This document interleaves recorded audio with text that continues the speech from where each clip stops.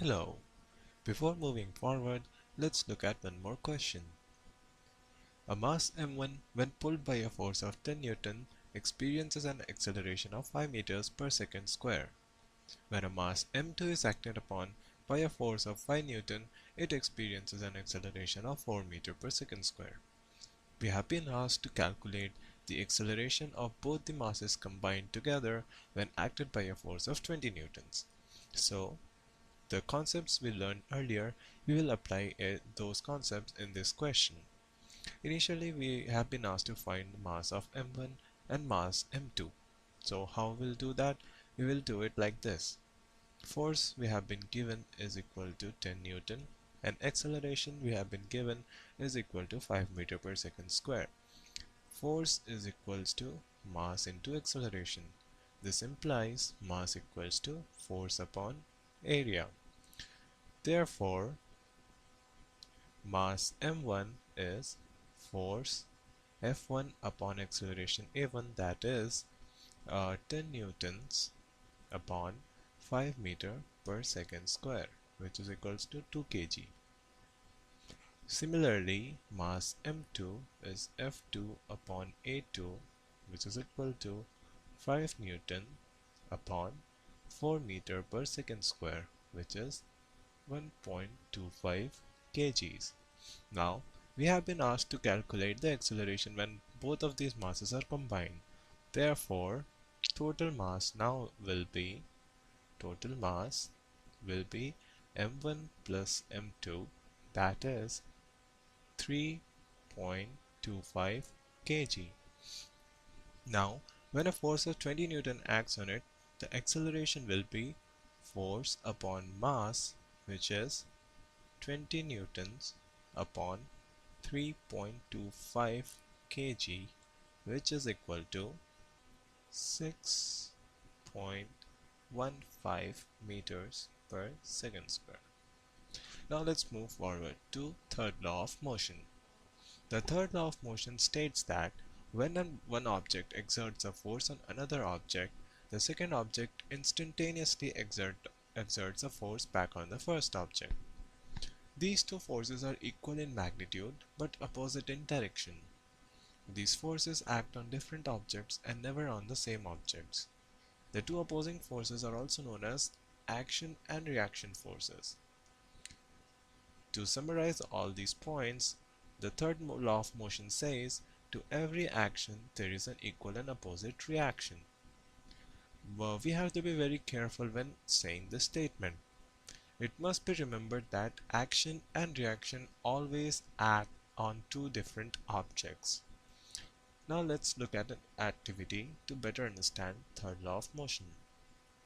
What you have to do in this activity is, you have to stand on roller skates and ask your friend to throw a basketball at you.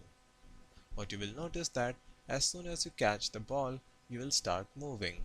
This happens because the force you apply to stop the basketball is applied on you by third law of motion, and due to this force, the roller skate starts to move.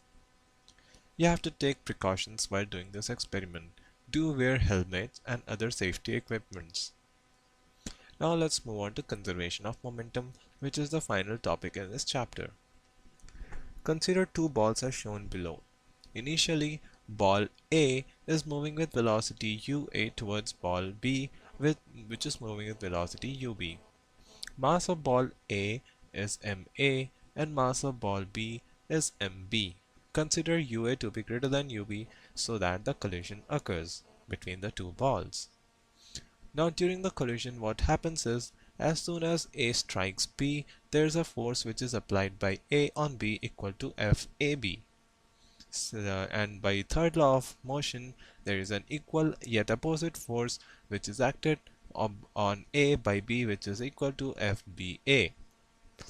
And finally, what happens is, the ball A starts moving with velocity VA and ball B moves with velocity VB. Now let us look at second law of motion. From second law of motion, we have FAB equal to change in momentum of ball A upon time, which is MA VA minus UA upon time t. Similarly, Force FBA is change in momentum of ball B upon time, where this time is the duration for which the collision occurs. Now if we look at the third law of motion, we have force Fb equals to minus force Ba because these forces are equal and opposite in direction.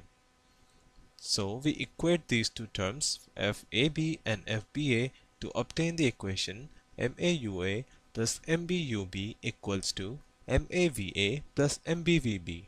This means the initial momentum is equal to the final momentum of the system. Hence, momentum of a system is conserved if no external force acts on the system. Now the important point here is we have to choose a system such that there is no external force acting on it. To better understand this concept, let's look at a question. Suppose a girl of mass 40 kgs jumps with a horizontal velocity of 5 meters per second onto a stationary cart with frictionless wheels. The mass of the cart is 3 kg. What is her velocity as the cart starts moving? We have to assume that there is no external unbalanced force working in the horizontal direction. So we have this girl with whose weight is 40 kgs and we have a cart whose weight is 3 kgs.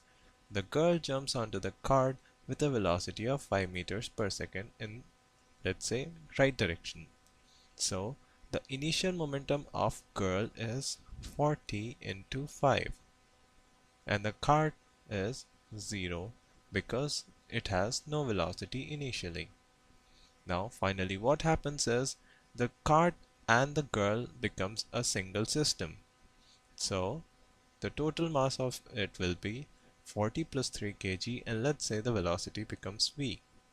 Equating this, we get 45 is equal to 43v, which implies v equals to 45 upon 43 meters per second. This means when the girl jumps on the cart, its final velocity will be 45 upon 43 meters per second. Now, the important point here to understand is, suppose we would have considered the girl to be our only system. In that case, what happens is, when we apply law of conservation of momentum on girl, we won't be able to get the correct answer. Why so? Because there is a force acting on the girl in this direction by the cart. Now, this is an external force on the girl. Similarly, when the girl jumps on the cart, there is a force in this direction on the cart, which is an external force on the cart if only cart is considered to be our system. Now, if we consider both of the girl and the cart to be our system, these two forces cancel each other and hence there is no external force acting on our system. And hence, considering girl and the cart to be our whole system, we can apply law of conservation of momentum. With this, we can see how important it is for us to choose a system such that there is no external force acting on it. Before ending this chapter, let us consider one last example. A bullet of mass 20 grams is horizontally fired with a velocity of 150 meters per second from a pistol of mass 2 kg. What is the recoil velocity of pistol?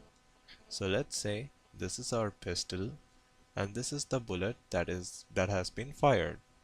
So this bullet goes with a velocity of 150 meters per second, has a mass of 20 grams and the gun has a mass of 2 kgs. We have been asked to calculate the recoil velocity v of the gun. Now, in case of velocities, it is always advised that you mark up direction of positive, whichever is suitable for you. So for example, I mark the right direction to be positive. Now, I will apply law of conservation of momentum to find the velocity v as there is no external force acting on this system. So initially, the momentum of the system is 0 as there is no velocity for bullet as well as the gun. Now, as soon as the gun is fired, mass 20 into 1 upon 1000 for converting it into kgs into 150, This is the momentum of the bullet plus velocity v into 2, the momentum of the gun. Now we equate this. What we get is 2v equals to minus 20 into 150 upon 1000. So this equals to 3, which implies velocity v is equals to minus 3 by 2 meters per second. So what does this negative sign signifies? This negative sign signifies that velocity is in direction of opposite to which the bullet was fired.